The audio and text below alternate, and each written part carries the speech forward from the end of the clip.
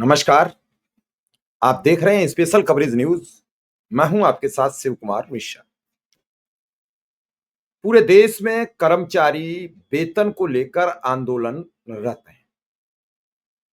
मौजूदा परिदृश्य में जो नया सिस्टम बना, नई सरकारें आईं, उन्होंने ये सौगंध खा ली कि जब चुनाव के हम नज़दीकी दौर में पहुंचेंगे, तो हम कर्मचारियों को कुछ सौगात दे देंगे, ताकि पहले से दी गई सौगात भूल न जाएं और हमें चुनाव में वोट मिलने से वंचित न रह जाए।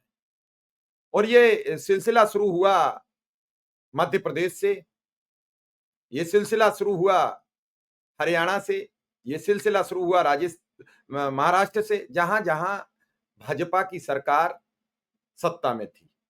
और ऐसा नहीं है कि भाजपा ने ही ये किया, यही काम छत्तीसगढ़ में कांग्रेस की सरकार ने किया, यही काम जाते-जाते राजस्थान की सरकार ने, अशोक गहलोत ने किया, जहां जो 10 साल से कम समय के टीचर थे, शिक्षा मित्र थे या अनुदेशक की भूमिका में काम करने वाले टीचर थे, उन्हें 29,000 दे दिया और जो देर से काम करने वाले मतलब 20 साल के आसपास थे, उन्हें 58,000 दे दिया। लेकिन क्या अशोक गहलोत ने जब उनकी सरकार 2018 में बनी, तो उन्होंने देना मुनासिब समझा? उन्होंने ये काम 2023 के अंत में आते-आते क्यों किया? भूपेश बघेल ने भी ऐसा काम 2023 में क्यों किया? और यही काम मध्य प्रदेश के मुख्यमंत्री रहे तब तत्कालीन शिवराज सिंह ने मध्य प्रदेश में क्यों किया? ये सवाल खड़े होते हैं और ये सवाल हैरान करते हैं। आज ऐसा ही वाकया फिर एक देश के राज्य बिहार से आया है, जहां बिहार के मुख्यमंत्री नीतीश कुमार ने आंगनवाड़ी में काम करने वाली आंगनवाड़ी सेविका और आंगनवाड़ी सहायिका दोनों के मानदेय में वृद्धि करने का ऐलान कर दिया।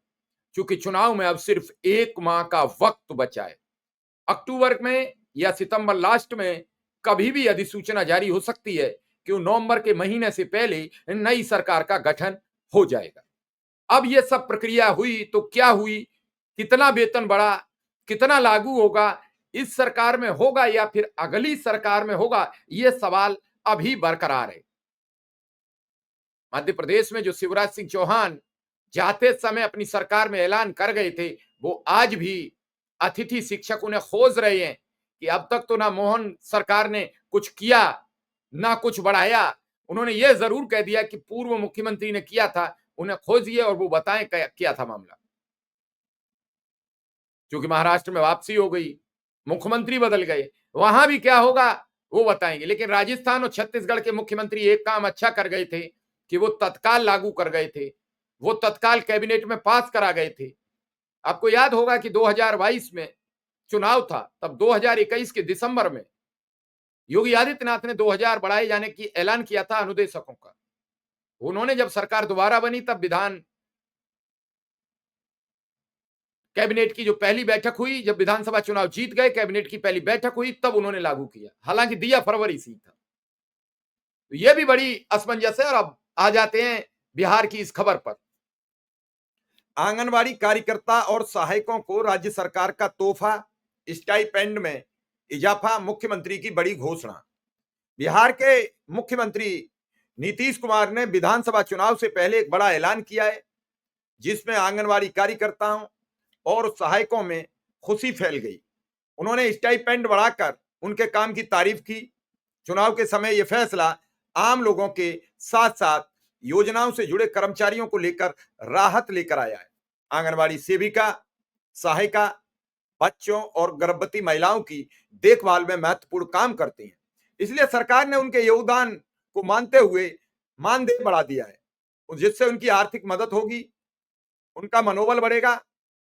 मुख्यमंत्री नीतीश कुमार ने एक्स पर पोस्ट कर बताया कि अब आंगनवाड़ी सेविका को 9,000 रुपया स्टाइपेंड मिलेगा, जो पहले 7,000 था, यानी 2,000 रुपया बढ़ा दिया।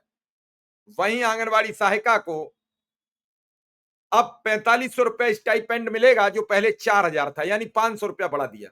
सरकार ने इस बढ़ोतरी के लिए संबंधित विभाग को निर्देश जारी कर दिए हैं। मुख्यमंत्री ने कहा, बच्चों और गर्भवती महिलाओं के पोषण और स्वास्थ्य सुधार में आंगनवाड़ी कर्मियों की भूमिका बेहद अहम है। सरकार उनके योगदान को मान्यता देती है, उन्हें प्रोत्साहित करना चाहती है ताकि योजनाओं का असर और बेहतर हो। नीतीश कुमार ने बताया कि नवंबर 2025 से जब से उनकी सरकार आई है, नवंबर 2005 से जब से उनकी सरकार आई है, तब से बच्चों और गर्भवती महिलाओं के लिए कई योजनाएं शुरू की गई। आंगनवाड़ी केंद्र इन योजनाओं के सफल क्रियान्वयन में अहम भूमिका निभाते हैं, इसलिए सरकार ने उन्हें आर्थिक प्रोत्साहन देने का फैसला किया है। इसके अलावा सरकार ने पहले भी कई राहत योजनाएं लागू की हैं, जैसे 125 यूनिट बिजली मुफ्त, सामाजिक सुरक्षा पेंशन में बढ़ोतरी, प्रतियोगी परीक्षाओं के फॉर्म शुल्क में छूट। ये कदम जनता को सीधे लाभ पहुंचाने के लिए उठाए गए। राज्य सरकार के अनुसार बिहार में लगभग 1.20 लाख से ज्यादा यानी 1,20,000 आंगनवाड़ी सेविका और सहायिका इस बढ़ोतरी से लाभान्वित होंगी। वहीं विपक्षी नेता ने पहले ही सरकार पर आरोप लगाया हुआ है कि वे उनकी योजनाओं की नकल कर रहे हैं। उन्होंने कहा कि चुनावी घोषणा पर रोक लगाकर मॉडल कोड लागू होने तक किसी नए वादे से बचा जाएगा। बावजूद इसके यह स्पष्ट है कि सरकार चुनाव से पहले अपने समर्थकों, योजनाओं से जुड़े लोगों को साथ लेकर चलना चाहती है। इससे जनता में सरकार के प्रति विश्वास बढ़ाने की कोशिश की जा रही है।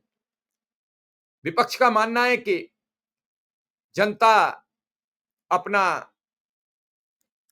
जनता के मध्य सरकार विश्वास खो चुकी है। अब ऐसा विपक्ष के मानने से तो बात तय नहीं हो जाएगी। अगर ये चुनाव नीतीश कुमार हारते हैं तो माना जा सकता है कि जनता का विश्वास डगमगा गया है। ऐसे किसी भी आरोप का तथ्य इस हिसाब से तय नहीं हो सकता है कि जनता का भरोसा या जनता का विश्वास कमजोर हो गया है। आप आरोप किसी पर लगा सकते हो, आप उसकी सत्यता बिना जांचे, बिना परखे किसी पर भी आरोप लगाने से बचें। ये नीतीश कुमार का वो एक्स की पोस्ट है। इस पोस्ट 1:22 पर आज अपराह्न 8 सितंबर को की गई है। राज्य में गर्भवती महिलाओं के पोषण एवं जीवन स्तर में सुधार करने में आंगनवाड़ी सेविकाओं एवं सहायिकाओं की महत्वपूर्ण भूमिका है। उनकी इसी भूमिका का सम्मान करते हुए हम लोगों ने उनके मानदेय में वृद्धि करने का निर्णय लिया है। अब आंगनवाड़ी सेविका का मानदेय 7,000 रुपए से 9,000 रुपए और सहायिका का मानदेय 7,000 रुपया से 4,000 रुपया से 4,500 रुपया होगा। अब आप सोचिए कि यह घोषणा नवंबर में क्यों की गई, सितंबर में क्यों की गई? नवंबर में नई सरकार आएगी। ये घोषणा सरकार ने पहले क्यों नहीं की? सत्ता में थे, 2005 से लगातार मुख्यमंत्री हैं। आज ऐसा नहीं है कि आज पहली बार हो गए या अभी आके बन गए। तो जब वक्त था तब क्यों नहीं ये तब्दीलियां की? ये सब चीजें बड़ी गंभीर होती हैं और इन्हें हम नहीं समझ पा रहे हैं और इसीलिए लगातार हम बैकफुट पर आते चले जा रहे हैं।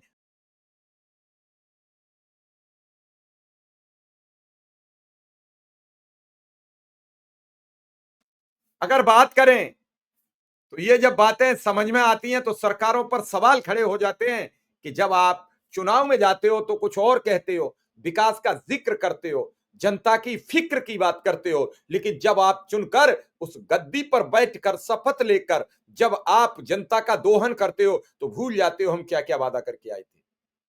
उसी जनता से, जिस जनता की उंगली से दबाए हुए बटन से चुनकर आप संविधान की शपथ लेते हो कि मैं नीतीश कुमार बिहार के मुख्यमंत्री के पद की शपथ लेता हूं।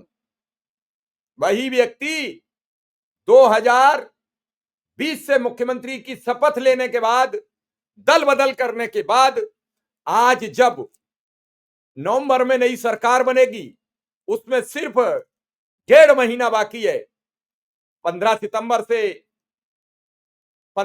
31 सितंबर तक और अक्टूबर का महीना, तब वो आंगनवाड़ी को प्रोत्साहन राशि बढ़ाए जाने का ऐलान करते हैं और वो कहते हैं कि ये सीधा जुड़ा हुआ महिलाओं से जुड़ा मामला है।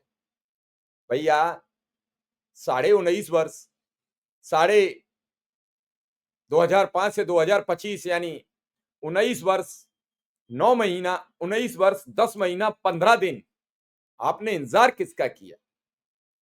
ये सवाल पूछना चाहिए एक एक नागरिक को, सवाल उठाने चाहिए। आज जवाबदेही का माहौल खत्म हो गया। जो मीडिया सवाल करती थी उनके जवाब दबा दिए गए। जो पत्रकार सवाल करते थे उनके सवाल दबा दिए और इसी का नतीजा है कि कर्मचारी दर-दर मारा-मारा घूम रहा है। और अगर कोई आपकी आवाज भी उठाता है तो आप भी उसी पर सवाल खड़ा कर देते हो जो आपकी आवाज उठाता है। फिर आपकी आवाज उठाएगा कौन? आपके सवाल पूछेगा कौन? जब आप सवाल उठाने वालों को प्रोत्साहित नहीं करोगे, उन पर सवाल बेगैरत नहीं करोगे, उन्हें हमेशा कटघरे में खड़े करने के काम नहीं करोगे, तभी वो बेबाक राय, बेबाक टिप्पणी, बेबाक सवाल सरकार से आंख में आंख डालकर पूछेंगे और आपके हित के लिए सवाल करेंगे। यही हाल तो बना रखा है। स्पेशल कवरेज न्यूज कई लोगों के दिलों में खटकता है। हम शिक्षा, स्वास्थ्य, रोजगार पर चर्चा करते हैं। 8 बजे लगातार प्रोग्राम करते हैं।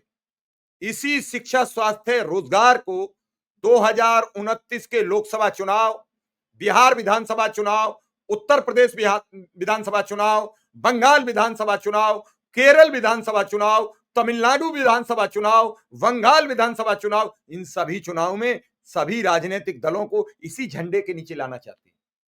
मत कीजिए हिंदू मुसलमान, मत कीजिए पाकिस्तान, अफगानिस्तान, कब्रिस्तान, हिंदू शमशान, मुसलमान, इस पे कोई चुनाव नहीं होना चाहिए। चुनाव होना चाहिए शिक्षा, स्वास्थ्य, रोजगार पर, देश की चाह दीवारी पर, सारी बातों पर खुलकर राय आनी चाहिए, तभी इस देश का समुचित विकास होगा। इस खबर के साथ बस इतना ही। जल्द फिर किसी खबर के साथ हमें इजाजत दीजिए। धन्यवाद और नमस्कार।